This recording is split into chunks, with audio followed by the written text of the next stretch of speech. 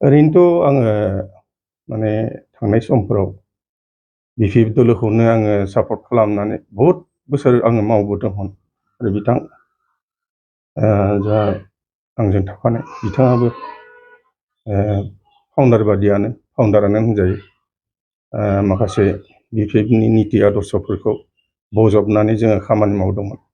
नाथाय दिनै फैनानै माखासे बिपिएफनि आदर्श नितिफोरखौ जोङो मोजां मोनाखै आरोखि। दा बे हिसाबै जोङो दिनै बिजेपिआव भारतीय जनता पार्टी आरो भारतआव मदि सरकार, आसामाव डक्टर हिमन्त बिश्व शर्मा, लोगोसे बिश्वजित दैमारि सार बिथांमोननि पार्टी दैदेननाय बिजेपि दलाव जोङो जगदान जाफैबाय। दा माबायदि खामानि मावनो सानो बिजेपिआव थांनानै? ओरैनोथ' जोङो दला जि माबाखौ थिनो डिरेक्सन मथे दला जिखौ थिनगोन जों बे खामानिखौ मावगोन आरोखि। नोंथांमोनजों लोगोसे साबैसे सोद्रोमाया बिजेपिआव जइन जाखो? ओरैनो आंजों बर्तमान आंजों सासे फैफादों, बिथाङाबो अर्गेनाइजिं सेक्रेटारि ब्लकनि। आं जाबाय सासे सेक्रेटारि ब्लकनिनो पेरेन्टनि बिपिएफनि। दा माने जों जयैनो बे जिनिसखौ एखे डिसिसन लानानै जोङो बिजेपिआव भारतीय जनता पार्टीआव गोरोबनानै खामानि मावनो थाखाय जों आगान सुरबाय आरोखि। मानसिफ्रा इउपिपि दोलोआव हाबसोगारदों, नाथाय नोंथाङा इउपिपि दोलोआव हाबाखै। दा बिजेपिखौ बजबनानै नोंथाङा बिजेपिआव हाबदों, बिनि उद्देश्यआ मा? बेथ' जोङो फैगौ माने जोंनि माखासे माबाफ्रा जोङो दा बर्तमान जोङो दानिखौ जों जेबो सिन्था खालामाखै। जों आगन्तक 25नि माबाखौ सिन्था खालामनानै जितु भारतीय जनता पार्टीआनो बिटिसि हिसाबै जय मैयै सरकारखौ खुंगोन होननानै जोंहा मोनसे हप दं आरोखि।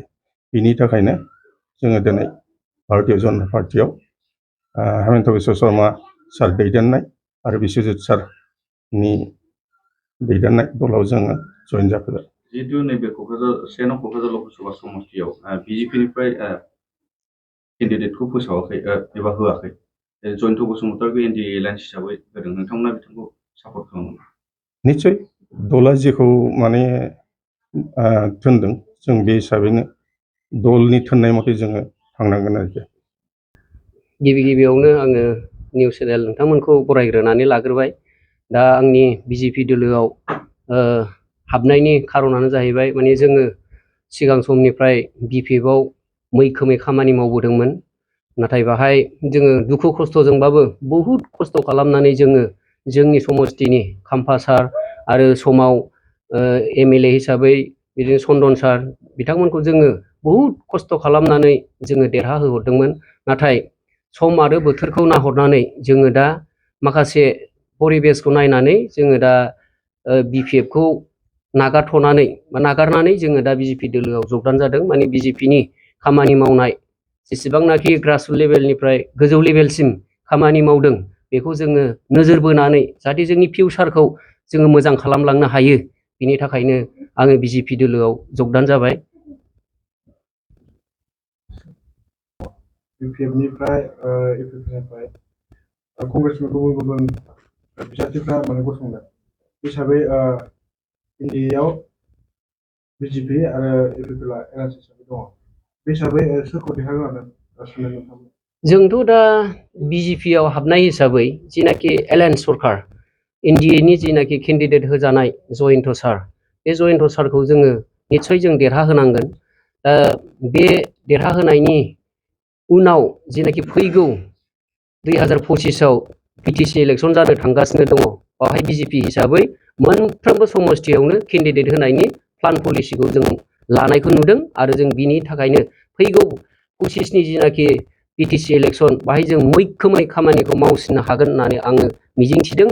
दा नैबे फैगौ लकसभा बिसायख'थिया बारा गोबाव सम गैला हिसाबै जों मैयासो जगदान जानाय हिसाबै जों माखासे खामानिखौ मावनो आद्रा थागोन खिन्थु फैगौ जेनाखि बिटिसि इलेक्सन बे बिटिसि इलेक्सनाव जोङो मैखोमै खामानि मावगोन आरो लाखिथ'नो हायै ओरैबायदि दैबानायाव खिस्लिफान गोजावनाय बायदि ओरैबायदि गोजावनानै जे फैगोन बेखौ समाजसो खिन्थासिगोन। जिफिराव सानदुआ समष्टि हिसाबै नोंथांमोना बिपिएफनि माने गोख्रों दैदेनगिरि मोनना लाना खामानि मावनाय बायदि नुबोदोंमोन आरोखि बे हिसाबै दा बिपिएफनि नैबे ओनसोलाव बिपिएफनि अबस्था माबायदि नोंथांमोना गारनानै फैबाय? नंगौ आङो प्राइमारि लेभेलनिफ्रायनो खामानि मावदों प्राइमारि इउथ हिसाबै आङो सेक्रेटारि लाइनावबो मावदों आरो फैयै फैयै बिदिनो ब्लक इउथनिबो सेक्रेटारि जादों आरो फैयै फैयै नै दाख्लैसो जोंहा ब्लक इउथनि सेक्रेटारिनिफ्राय माखासे माबायाव दोनथ'नानै आंखौ पेरेन्टनि अर्गेनाइजिं सेक्रेटारि खालामदों। दा बेवहाय जोंनि मावबोनाया बै बिथांमोननि साननाय गावसोर बिसिबांनाखि जोंनि मावनायखौ फोथायो फोथाया जों मिथिया खिन्थु जोङो ओरैबायदि मैखोमै खामानि मावबोदों। दा बिपिएफनि जिनाखि थासारि बेखौ नाहरोब्ला नैबे दानि एमपि इलेक्सनाव एसे थाबावगोन खिन्थु फैगौ बिटिसि इलेक्सनाव जिर' जानो थांगासिनो दं। नोंथांमोना राइट टाइमावहाय जयनिं जादों बायदि सानदों? राइट टाइमावनो जों बेखौनो लानानै जों राइट टाइमावनो जों जयनिं जादों आरो जोंजों लोगोसे फैबावनो गोनां बहुद दङ माने आंनाबोथ' आगदा आगसि गोबां मानसि दङ फैबावनो गोनां दङ। जोङो जेसेबां हागौ जोंनि खामानिखौ आं दहाय बुंनाय बायदि नैबे एमपि इलेक्सन बायखांनायनि लोगो लोगोनो जोङो जोंनि स्प्रेडखौ खामानिखौ जों मावगोन। जायफ्रा सोलायनो हायाखै जायफ्रा दासिमबो जगदान जानो हायाखै बेफोरखौ नोंथाङा मा खावलायनो?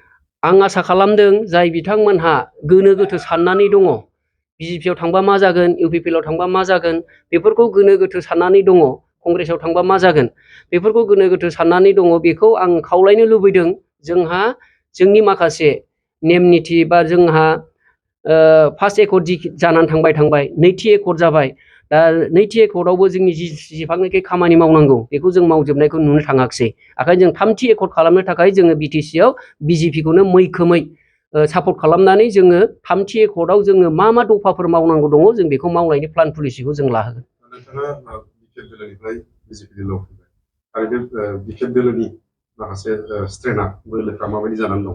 बेखौ आं एसे आगोलावबो बुंखाबाय दा जाय बिथांमोनहा सिगां समाव जोंजों थाफानानै खामानि मावदोंमोन बे बिथांमोनहानो ओरैबायदि दुरबल जाबाय दा बेखौ समा फैयोब्ला माखासे खोथाखौ फोरमायनांगौबा आं फोरमायनो थांबावगासिनो दङ आं बेखिनिखौ दिनैसिम बुंथ'नानै दोनथ'नाय जाबाय। साख्रि नागिरग्रा सुबुंफोरनि थाखाय गोजोनथाव खौरां गिबि खेबनि थाखाय आरबि मेथमेटिक्स सेन्टारा बाक्सानि सदर मसलपुराव गासै कम्पिटिटिभ एग्जामनि थाखाय गोदानै कचिं सेन्टार बेखेवनो थांगासिनो दं। जायफोर सुबुंफ्रा गोजान जायगायाव थांनानै कम्पिटिटिभ एग्जामनि थाखाय कचिं लानो हायाखैमोन बिथांमोना बे बारनिफ्राय बे कचिंनि खाबुखौ आरबि मेथमेटिक्स सेन्टारनि जोहै मसलपुराव मोननो हासिगोन। बे कचिं सेन्टाराव बिथांमोना direct recruitment third and forth grade railway SSC army GD Agniveer bank police आरो टेट आनजादफोराव जिरायनो हानाय बायदि रोंगौथि गोनां फोरोंगिरिजों फोरोंथाय होनाय जागोन। बे कचिं सेन्टारनि सोमोन्दै आबुङै मिथिनो थाखाय 9101450597 6900584714 आरो 9365132228 जानबुं अनजिमायाव खौरां लानो हागोन।